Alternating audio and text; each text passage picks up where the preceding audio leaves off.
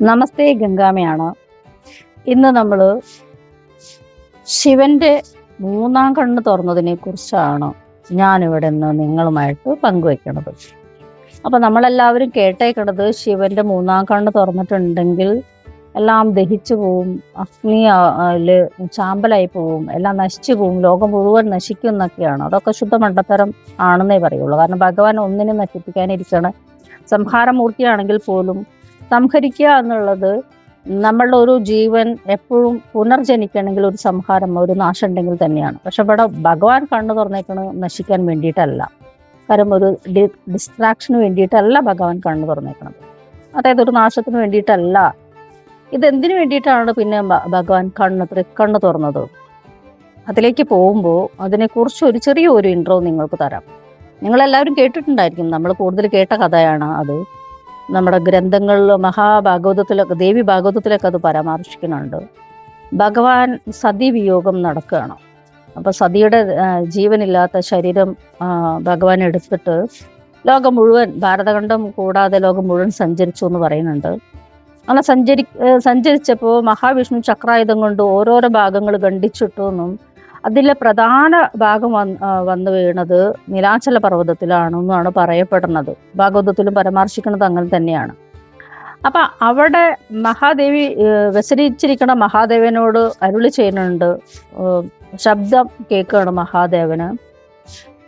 നാഥ, അങ്ങ് വിഷമിക്കേണ്ട, എൻ്റെ 2 മൂർത്തികൾ അങ്ങേക്ക് പത്നിയായി മാറുമെന്നുള്ളതാണ്. അതായത് ഗംഗയും പാർവതിയും. അതിന് അങ്ങ് പോയിട്ട് നീലാചല പർവ്വതത്തിൽ തപസ് ചെയ്യണം എന്നുള്ള ഒരു അരുളപ്പാടാണ് മഹാദേവൻ കേൾക്കുന്നത്. അപ്പൊ മഹാദേവൻ നീലാചല പർവ്വതത്തിലേക്ക് എത്തുമ്പോഴേക്കും ഭഗഭാഗം പാതാളത്തിലേക്ക് താഴ്ന്നു പോയിക്കൊണ്ടിരുന്നു എന്നാ പറയണത്. അപ്പൊ താഴ്ന്നു പോയി ഇരിക്കണ ഭഗഭാഗത്തെ ഉയർത്തിക്കൊണ്ടുവന്നത് പർവ്വത രൂപമായിട്ടാണ്. അപ്പൊ ആ പർവ്വതത്തിന്റെ മുകളിൽ പർവ്വത രൂപമായിട്ട് ഇരുന്നിട്ട് അതിന്റെ മുകളിൽ മഹാദേവൻ തപസ് ചെയ്തു എന്നാ പറയണത്.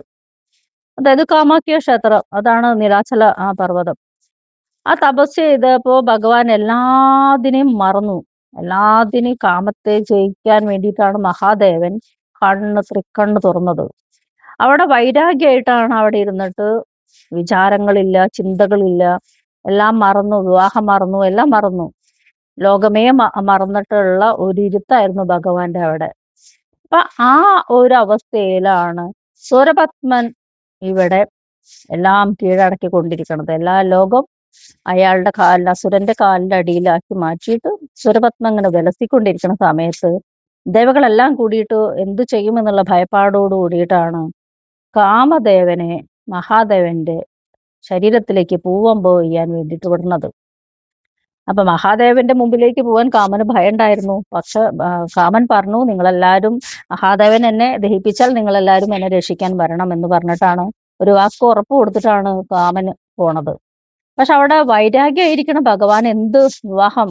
ആ നേരത്ത് കാമനെ കണ്ടപ്പോ തുറന്നത് തൃക്കണ്ണ് തുറന്നു എന്നാണ്. കാമം എന്നുള്ളത് നമ്മളിലുള്ള അജ്ഞതയാണ്.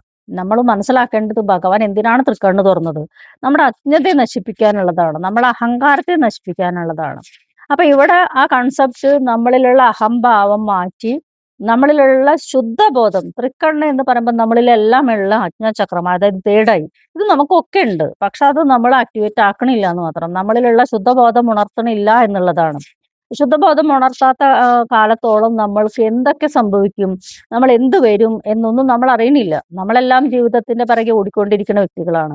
അപ്പൊ ശുദ്ധബോധം ഉണരുമ്പോൾ നമ്മളിലുള്ള അഹംഭാവം മാറും, അജ്ഞത മാറും, എല്ലാം മാറും, ഞാൻ നീ എന്നുള്ള ബോധം മാറും, അതുപോലെ വൈരാഗ്യം മാറും, അതേപോലെ തന്നെ മത്സരബുദ്ധി മാറും, എല്ലാം മാറും. പക്ഷെ അതിന് വേണ്ടത് നമ്മൾ ശുദ്ധബോധത്തെ ഉണർത്തുക എന്നുള്ളതാണ്.